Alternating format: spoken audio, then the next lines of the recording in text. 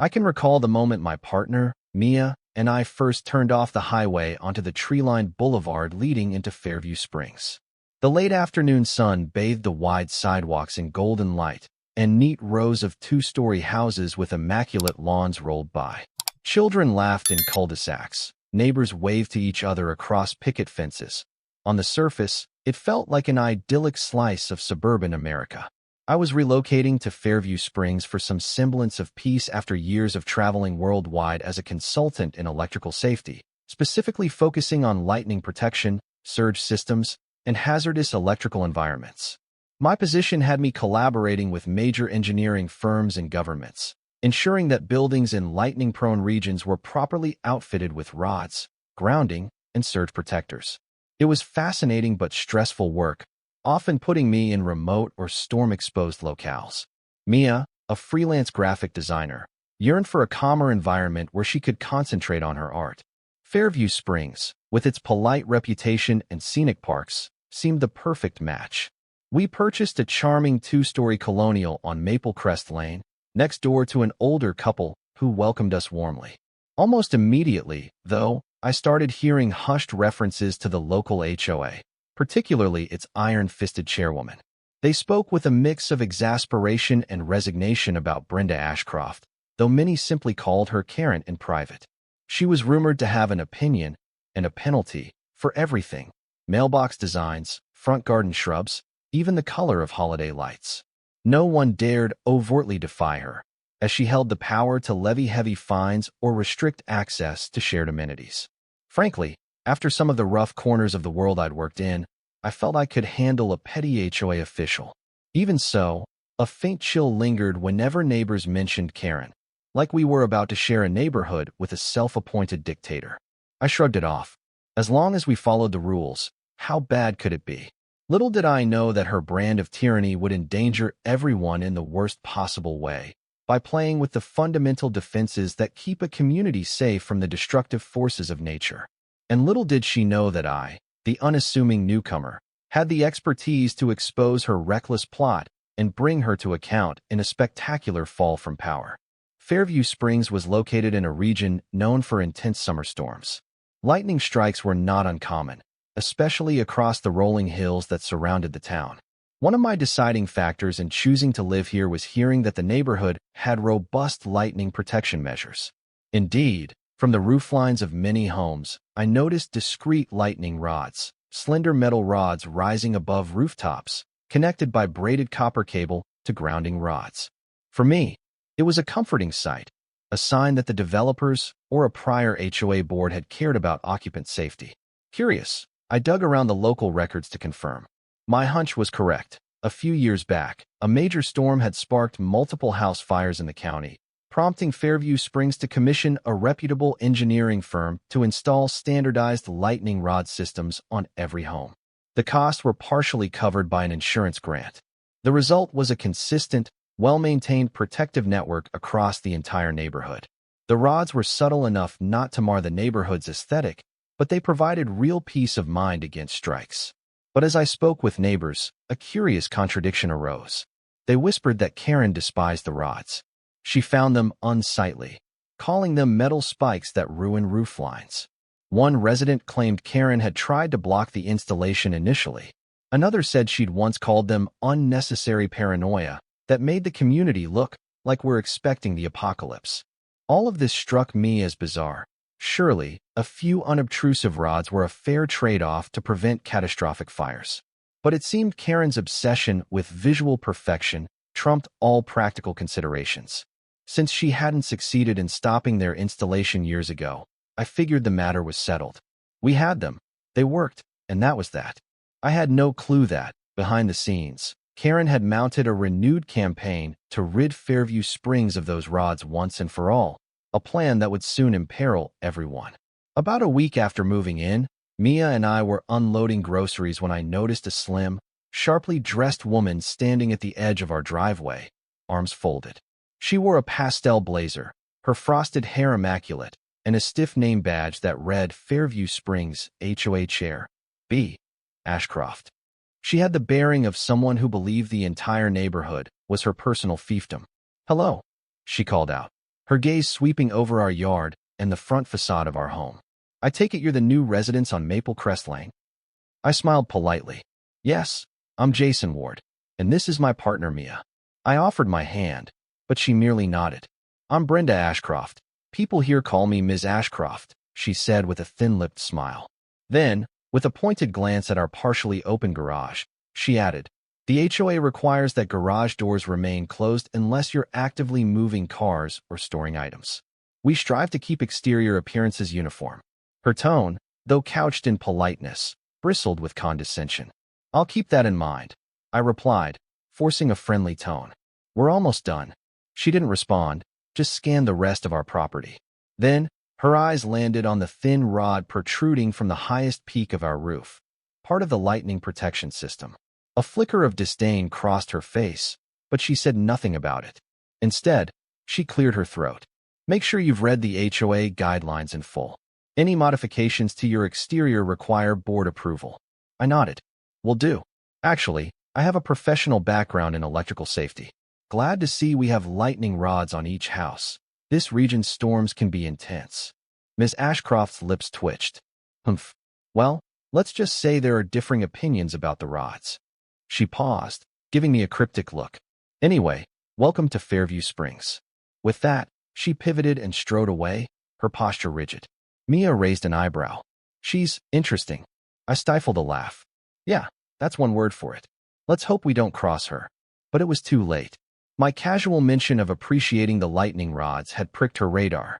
Little did I know how swiftly we'd clash, and how my specialized expertise would become the focal point of a neighborhood crisis triggered by Ms. Ashcroft's misguided vendetta.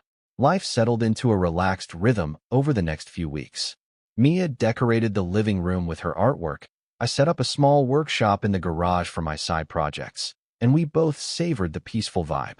Yet something nagged at me whenever I walked the dog around the neighborhood.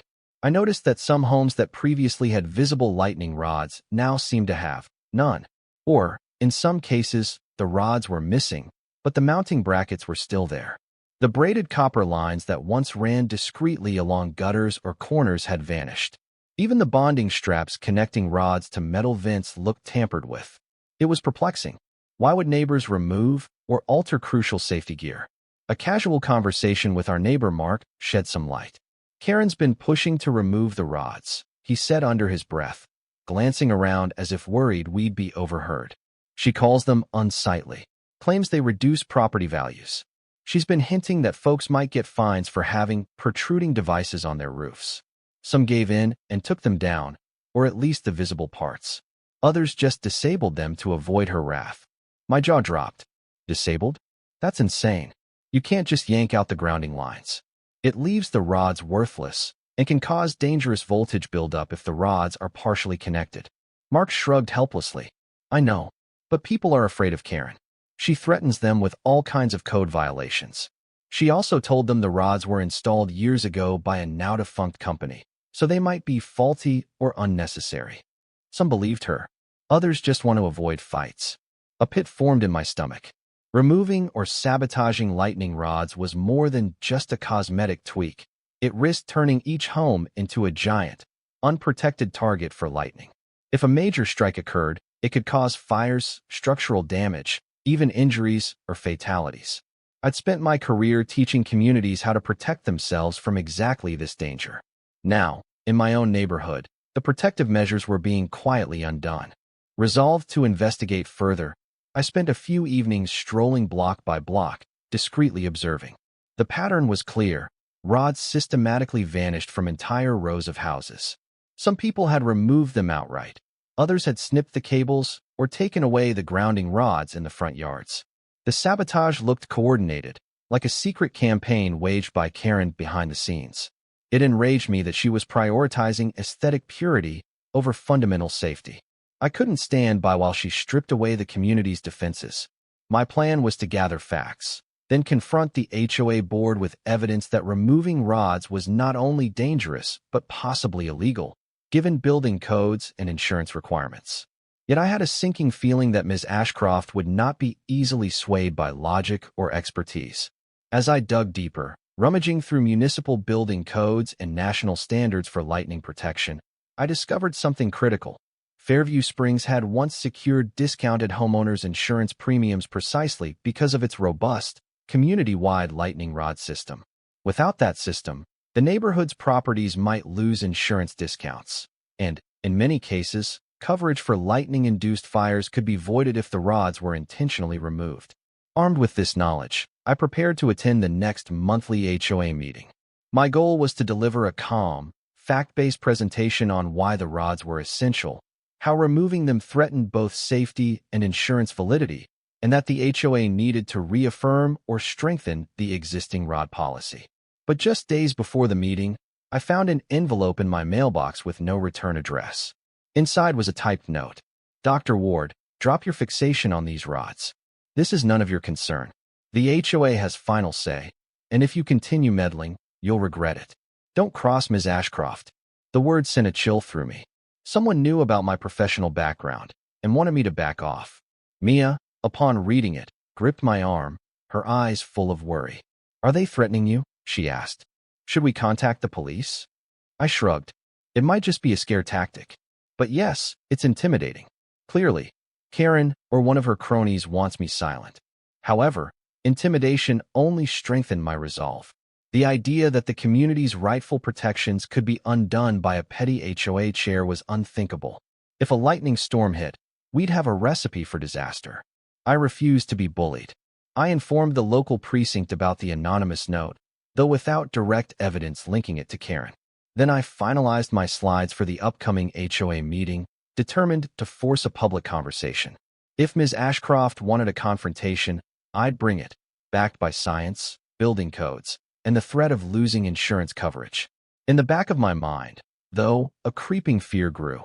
What if lightning struck before we could fix this fiasco? If rods were missing, a single severe storm could spark multiple house fires across the neighborhood. People might lose their homes, or worse, their lives. That fear haunted me as dark clouds gathered on the horizon. The day of the HOA meeting arrived, the skies overhead rumbling with distant thunder, an eerie backdrop that only amplified the sense of looming danger. The meeting took place in the community clubhouse, a spacious hall with rows of folding chairs facing a long table where Ms. Ashcroft sat flanked by two other board members. She wore her usual pastel blazer and carried a gavel. Neighbors packed the room, many whispering about the rods. Some gave me encouraging nods. Others looked anxious, as though expecting a showdown. Once Karen called the meeting to order, they covered minor agenda items, lawn height restrictions, mailbox uniformity, until, finally, Ms. Ashcroft announced, "We have new business from Mr. Jason Ward regarding roofing guidelines." I stood, cleared my throat, and hooked up my laptop to a small projector. Thank you, Ms. Ashcroft, board members, and neighbors. I'm Jason Ward, and I specialize in electrical safety, particularly lightning protection. I want to address recent changes to our neighborhood's lightning rod systems, namely, their removal or disabling. I advanced slides showing the basics of how rods prevent direct strikes from causing fires, referencing national codes from the NFPA 780 standard. I pointed out that Fairview Springs had installed these rods after prior storms threatened severe damage. Next, I cited the insurance implications, how policies might be voided if rods were intentionally removed. Lightning is no joke, I concluded. Sabotaging rods undermines what has kept us safe for years. If a significant storm hits and we lack protection, we risk catastrophic fires. For the sake of everyone here, I strongly urge the HOA to reaffirm that rods are mandatory and that no one should face pressure to remove them. A murmur spread through the audience. Some nodded in agreement. Others looked uneasy, waiting for Karen's reaction. She drummed her fingers on the table, eyes cold. When I finished, she stood, giving me a thin-lipped smile. "Thank you, Mr. Ward," she began. "We appreciate your expertise. However, the board has concerns about the aesthetic and structural ramifications of these rods. Many residents find them intrusive and question their necessity. We've also heard that some rods were incorrectly installed, leading to leaks or roof damage.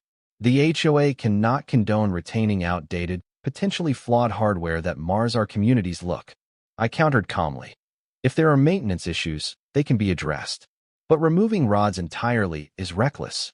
We risk insurance loss, possible building code violations, and, most importantly, safety hazards. I propose forming a committee, bring in a certified inspector if needed, but do not dismantle them. Karen's voice rose with annoyance. Mr. Ward, you're new here and may not grasp that the HOA has the ultimate authority over external house modifications. Residents prefer a streamlined roofline, no ugly spikes. We believe there are alternative safety measures, like surge protectors or lightning arresters, that are less obtrusive. The board's stance is that rods are not required. She hammered the gavel, indicating finality. Unless the board votes otherwise, we will proceed with our plan to systematically remove or disable rods under the so-called beautification initiative. Next item. A shocked hush filled the room. People exchanged worried glances. I stepped forward. With respect, Ms. Ashcroft, you can't override building codes or insurance mandates. Bang. Karen slammed the gavel again. I said next item. We are done discussing rods. Her stare challenged me to continue. I refused to yield. This endangers lives, I said. If you persist, you'll face dire consequences. She smirked icily. Is that a threat, Mr. Ward? I forced a level tone. It's a fact. A severe storm could destroy multiple homes. The board, and you, could be held liable. I strongly advise you reconsider. Unimpressed, Karen moved on to the next agenda topic, holiday decoration uniformity. I stood there, fists clenched, adrenaline pumping. The meeting ended with the board ignoring my warnings, effectively doubling down on the rod removal campaign. As neighbors filed out, some patted my shoulder, murmuring thanks for trying. Others left quickly, spooked by Karen's show of power. I realized I had a true fight on my hands. Ms. Ashcroft was unwavering, and now she'd publicly defied me, mocking my professional opinion. If logic and courtesy wouldn't move her, I'd have to escalate, perhaps involving city inspectors or media attention. But time was short, especially with more thunderstorms forecast. Danger loomed. In the following days, local weather reports warned of an approaching severe weather front. High temperatures clashed with cold air from the north, a perfect recipe for intense thunderstorms. My anxiety soared. With so many rods removed or sabotaged, the entire neighborhood stood vulnerable to direct strikes and surges. On top of that, Karen apparently stepped up her campaign. I observed a small crew, likely hired by the HOA, going around to houses under some guise of roof inspection. In reality, they were detaching rods and spools of cable, often in the early morning or midday when folks were at work. A neighbor, Susan, caught them on her roof. She confronted them, but they claimed the HOA mandated the removal to prevent damage. She was too intimidated to resist. Furious, I contacted the city's building department. They told me that removing lightning rods wasn't explicitly illegal unless the rods were part of a permitted system, which they were, I pointed out, referencing the historical installation. The clerk promised an inspector would investigate. Meanwhile, I alerted local media with an anonymous tip, suspecting they'd be intrigued by an HOA forcibly removing safety devices. Still, I feared it wouldn't be fast enough. Storms can strike at any time. If Karen's sabotage wasn't halted, we risked a tragedy. Finally, on a muggy afternoon, the horizon darkened ominously. Weather alerts beeped on our phones. Severe thunderstorm warning, potential large hail, frequent lightning. Sure enough, by early evening, thunder rumbled overhead, flashes of lightning illuminating black clouds. Mia and I peered outside, hearts pounding. This was precisely the scenario I dreaded. As rain battered the rooftops and lightning flickered closer, my phone buzzed, neighbors texting me in fear. My rod was removed last week. Are we safe? Another read, what do I do if lightning strikes? I typed frantic responses, advising them to avoid using electronics, unplug valuables, stay indoors. But none of this replaced the missing rod's fundamental protection. Suddenly, a brilliant fork of lightning streaked across the sky, followed seconds later by an earth-shattering crack of thunder. Mia gasped. I saw a flicker out the window, somewhere near the end of the block. Instinct told me a house had been hit. Immediately, I yanked on a raincoat and dashed out, ignoring the deluge, determined to see if help was needed. Halfway down Maple Crest Lane, I spotted black smoke rising from a rooftop. Flames licked at the shingles. Neighbors gathered, shouting. The occupant stumbled outside, coughing. Lightning hit our attic, they cried. Our rod was removed last week. I told them not to. My heart twisted. This was exactly what I'd feared. The storm hammered on, more bolts dancing overhead. I dialed 911, breath ragged, as neighbors formed a bucket brigade. Fire trucks arrived swiftly, battling the blaze. By some miracle, the occupant escaped unharmed, but the upper floor was heavily damaged.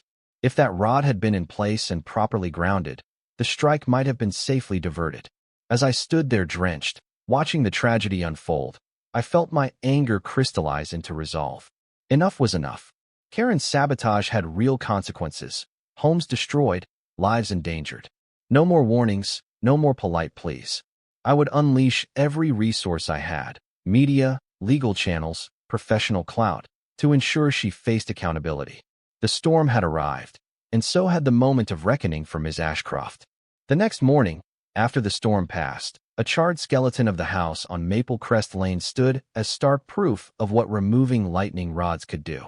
While the occupant was safe, the family lost irreplaceable belongings, and the structure needed massive repairs. Word spread fast, fueling outrage. Several neighbors posted on the community forum, outside of HOA control, about how Karen's insistence on removing rods led to a catastrophic strike. Sensing the shift in public mood, I seized the chance. I arranged a meeting with a local TV news reporter who'd responded to my earlier tip.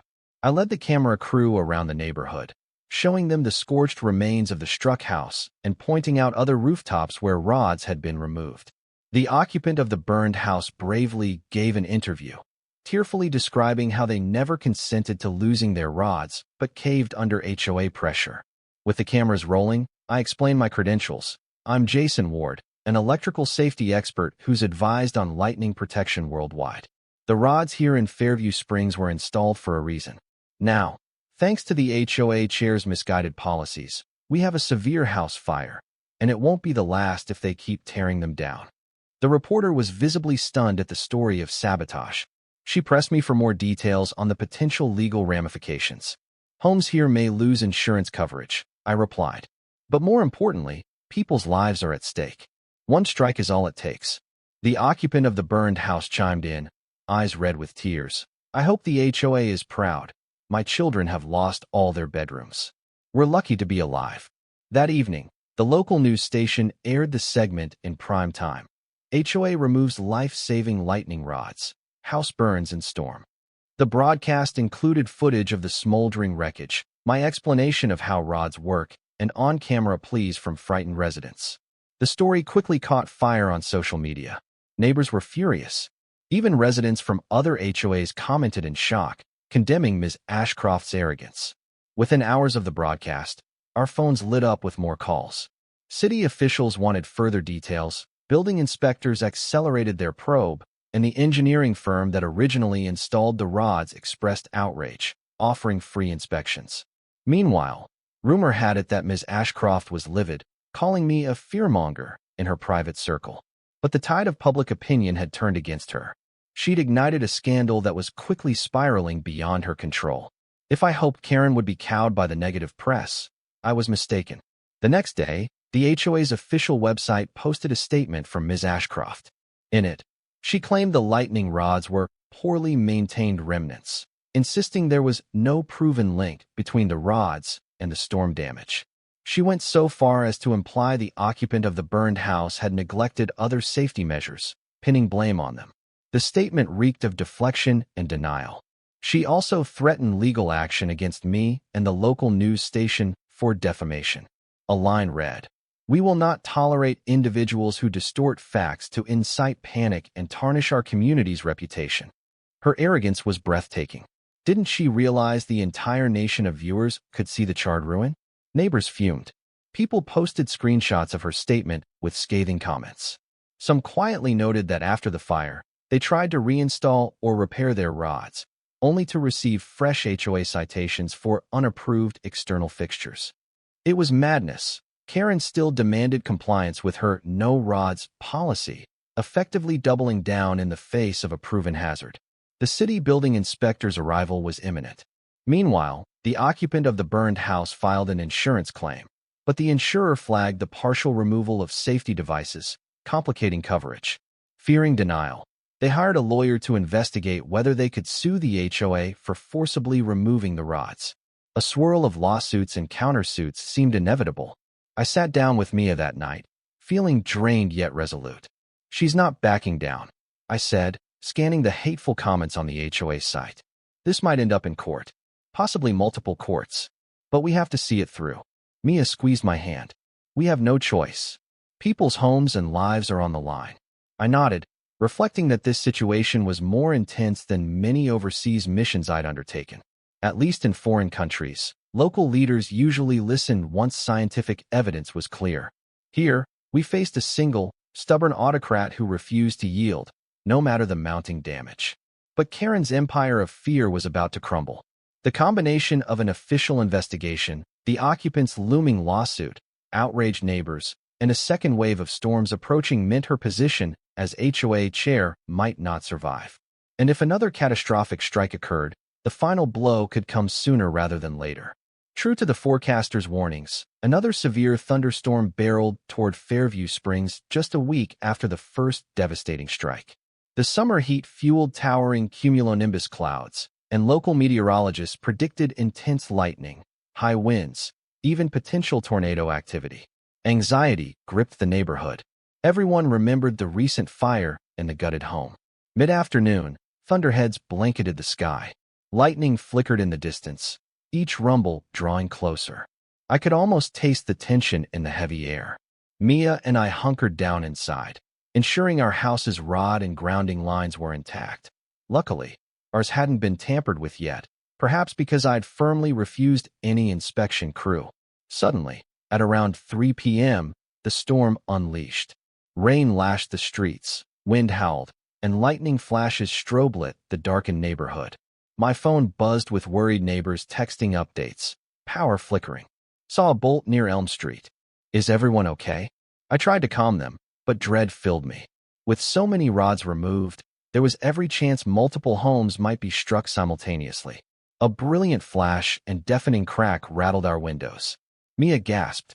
I peered outside, seeing a bright glow in the distance. Another house had likely been hit. Then, a second flash, and I glimpsed sparks dancing on a rooftop a few doors down. My heart pounded. This was the nightmare scenario, multiple direct strikes on unprotected roofs. I dialed 911, but lines were jammed with calls. We were on our own for precious minutes. Despite the driving rain, I grabbed my phone, a flashlight, and an emergency kit. Mia begged me to be careful. I sprinted into the storm, wind buffeting me, the sky roaring overhead. Down the block, I spotted swirling smoke rising from a single-story ranch house. Flames licked the eaves. A frantic couple stood in the yard, screaming for help. Instinctively, I ran up, checking if anyone was inside. They said their teenage son was still inside, possibly disoriented. Lightning flickered across the sky as I forced my way in, shouting. The interior smelled of smoke, the air thick with heat. Crouching low, I found the boy in a hallway, coughing heavily. I guided him out, my eyes burning. Outside, neighbors formed a chain to pass buckets from a swimming pool to douse the flames. By the time the fire department arrived, partial damage was done, but we saved the structure from total destruction. Across the neighborhood, another strike caused a second house to smolder. Fire crews scrambled between multiple calls. It was chaos, all because many rods that once would have harmlessly grounded these bolts were missing, thanks to the HOA's sabotage. As the storm finally subsided, the toll was sobering. 2 more houses severely damaged, half a dozen others suffering minor scorch marks or electrical blowouts, and at least 1 family hospitalized for smoke inhalation. Residents were furious, some in shock, some weeping in disbelief. The lightning rod's removal had turned a routine thunderstorm into a multi-site disaster. Meanwhile, Ms. Ashcroft was nowhere to be seen. Rumors said she'd locked herself inside her well-protected house, which suspiciously still had rods installed. Some neighbors alleged she kept her own rods quietly in place while forcing others to remove theirs. That rumor, if true, would be the final straw for many. I felt both exhaustion and a renewed vow. Karen's mania had now caused multiple tragedies, nearly cost lives, and inflicted financial ruin on more families. The question wasn't if she'd be held accountable, but how severely. The morning after the second storm, the sun rose over a shaken neighborhood. Firefighters and insurance adjusters combed through blackened attics and waterlogged living rooms, assessing the damage. Residents who had lost everything seethed with anger and heartbreak. Even those whose homes were spared felt traumatized by the near misses. Meanwhile, news crews arrived again, capturing footage of the burned rooftops, interviewing distraught homeowners, and recounting the story of sabotage that led to these disasters. This time, the uproar ignited immediate calls for Ms. Ashcroft's removal. A wave of residents circulated a petition demanding an emergency HOA meeting to vote her out as chair. Others sought a class action lawsuit, citing her gross negligence in systematically dismantling the rods. I joined a small group that assembled on the front lawn of the hardest-hit family's home, desperate parents who'd nearly lost their child in the smoke. We listened to tearful testimonies from multiple neighbors. A single mother who'd complied with the rod removal under threat of fines, only to see her roof now riddled with lightning damage. A retired couple whose partial rod system exploded a surge through their home, frying appliances and nearly causing an electrical fire. Younger families cursing themselves for trusting Karen's repeated assurances that rods were unsightly relics. Emotions ran high: sadness, anger, guilt, resentment. They turned to me, the electrical safety guy, for guidance on how to restore or reinstall rods quickly. I offered to help coordinate with a reputable contractor and the city's building inspector. Then one gentleman raised a bolder suggestion. Why not file criminal charges against Karen? She effectively tampered with life safety equipment. It was a valid point. With multiple disasters now documented, plus the forced removal of rods under questionable pretenses, this could escalate beyond civil lawsuits. The local police and district attorney might well see it as reckless endangerment or malicious property damage. A handful of us decided to approach law enforcement. Within 24 hours, we presented our evidence to the police. Personal accounts of intimidation, formal letters from the HOA threatening fines, and the correlation between rod removal and recent destructive fires. An officer took statements, looking increasingly stunned. The occupant of the first burned house also provided photos of the rod crew who had come to remove equipment, presumably under Karen's orders. Meanwhile, the media hammered the story of HOA chair's aesthetic obsession sparks multiple house fires. Public opinion turned vicious. Karen's name was on everyone's lips as the prime villain. If she had hoped to maintain her power by intimidation, she miscalculated. Now, the entire community was awakened and outraged, ready to see her face real consequences for ignoring professional advice and risking lives. The dam burst when the city building inspector, accompanied by a state fire marshal, issued a formal report.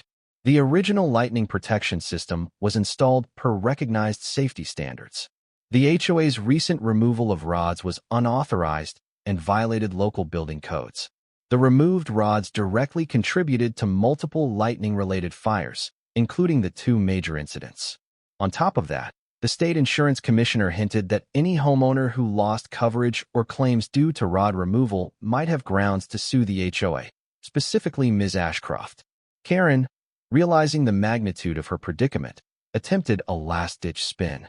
She posted an open letter on the HOA's site, blaming contractors who incorrectly uninstalled rods for the fiasco and claiming she never authorized widespread removal, contradicting her earlier pronouncements. She depicted herself as a scapegoat, writing, "These tragedies weigh heavily on me, but certain individuals are twisting facts for personal vendettas." The blowback was immediate. Multiple neighbors posted the citations they'd received from her, detailing demands to remove rods. Others uploaded emails in which Karen specifically called the rods unwanted eyesores. She was caught in her own lies. Under intense pressure, the HOA board scheduled an emergency session in the community clubhouse, designed to allow residents a chance to question Karen's actions. The meeting was standing room only, thrumming with anger. Photographers and local news reporters hovered outside.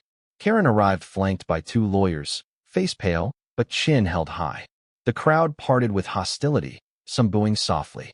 Once the session began, the floor erupted with emotional testimony. Families describing near-death experiences, children traumatized by nighttime evacuations, elders on fixed incomes facing huge repair bills. Finally, The board called for Karen's response. She tried to speak, stammering about miscommunication, but the uproar drowned her out. The board, thoroughly fed up, called an immediate vote of no confidence. By a sweeping majority, the members and assembled homeowners voted to remove Ms. Ashcroft from any HOA position, effective immediately. Shouts of relief and scattered applause rippled through the crowd. But her dethronement was just the beginning. A uniformed police officer stepped forward, approaching the podium. In a calm voice, he announced, "Ms. Ashcroft, we have a warrant for your arrest on suspicion of reckless endangerment and criminal mischief." The room gasped. Karen's eyes widened in horror. Her lawyers tried to protest, but the officer read the charges, citing multiple witness statements and the official building inspector's findings. In stunned silence, Karen was handcuffed and led away. Photographers snapped pictures, capturing the fall of the woman who had once wielded unchecked power over Fairview Springs. For me, the moment felt both sobering and justified. Despite the chaos, we'd averted further disaster by exposing her. Now, the legal system would hold her accountable for the havoc she had wrought. Karen's criminal case proceeded swiftly. With so much damning evidence, emails, forced removal documents, sworn testimonies from contractors, and direct tie-ins to the multiple house fires, the district attorney built a strong argument for reckless endangerment, malicious property damage, and violation of local safety codes. Meanwhile, families impacted by the fires filed civil suits seeking damages from both Karen and the HOA. At trial, the prosecution painted a clear picture of Ms. Ashcroft's obsessive campaign to remove rods, ignoring repeated warnings from experts, culminating in actual fires that threatened lives. I was called as an expert witness, explaining how a properly installed rod could have diverted lethal strikes safely into the ground. The occupant of the first burned house testified tearfully, describing how they'd repeatedly asked to keep their rods but were threatened with fines. They ended up with a destroyed home. Karen's defense team tried to claim she was misled by incompetent contractors or that the rods were already defective. But cross-examination revealed her own statements calling rods ugly nonsense. The contractor testified they were hired by the HOA specifically to remove rods for cosmetic reasons.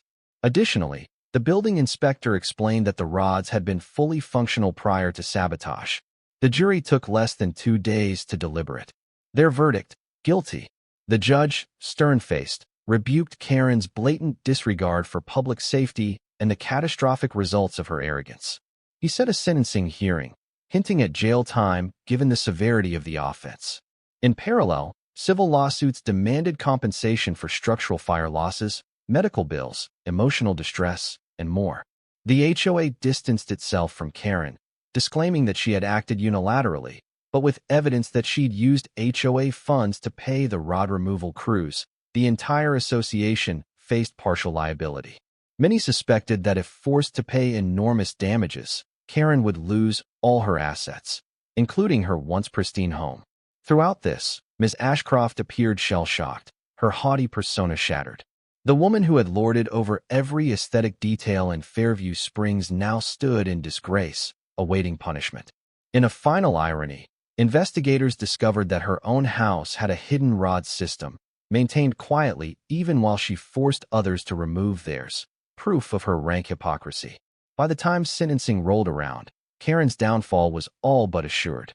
The sentencing hearing drew a packed courthouse, neighbors, reporters, attorneys for the plaintiffs, even some city officials wanting to see if justice would truly be served.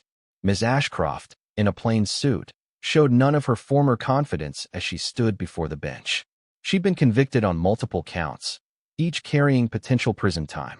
The presiding judge delivered a scathing reprimand, citing how her vanity project endangered countless families and resulted in multiple destructive fires. He mentioned the heartbreak of those who lost homes or possessions, how children were traumatized, how insurance coverage was jeopardized. Then, in solemn tones, the judge pronounced her sentence: 3 years in state prison, plus substantial fines. The civil lawsuits against her progressed swiftly, and the judge signaled that her personal property could be seized to help pay restitution to the fire victims. That meant her house, the very symbol of her self-perceived perfection, would be confiscated and sold. A hush fell over the court. Some neighbors wept, remembering the suffering they'd endured under her rule.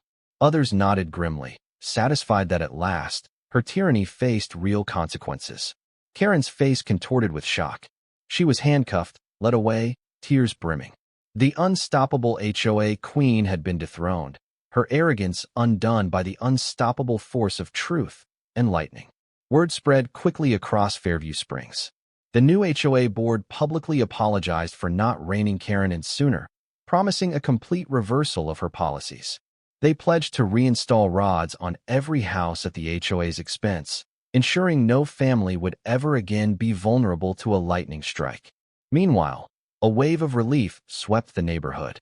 Freed from Karen's oppressive shadow, people found solidarity in rebuilding from the damage and forging a safer, friendlier community. Months after Karen's imprisonment and property seizure, Fairview Springs felt like a different place. The storms of summer passed, leaving new storms' rods shining atop roofs, a defiant statement that safety would never be sacrificed for superficial aesthetics again. An engineering firm recertified the neighborhood's lightning protection network. Insurance premiums were stabilized. Families replaced lost items with help from neighbors, forging deeper bonds in the process. In the new HOA leadership, several fresh faces stepped up, focusing on practical improvements, better landscaping, real safety measures, inclusive social events. Instead of rigid demands, the board listened to residents. The new motto seemed to be, protecting each other above all else. For my part, I continued my electrical safety consulting, but now with a deeper sense of belonging. My experience taught me how precarious suburban tranquility can be when a single misguided figure wields unchecked power. Yet it also reminded me that a united community, armed with truth, can overcome even the most entrenched local tyrants. Sometimes, at dusk, I stroll the quiet lanes and spot the slender rods silhouetted against the glowing sky.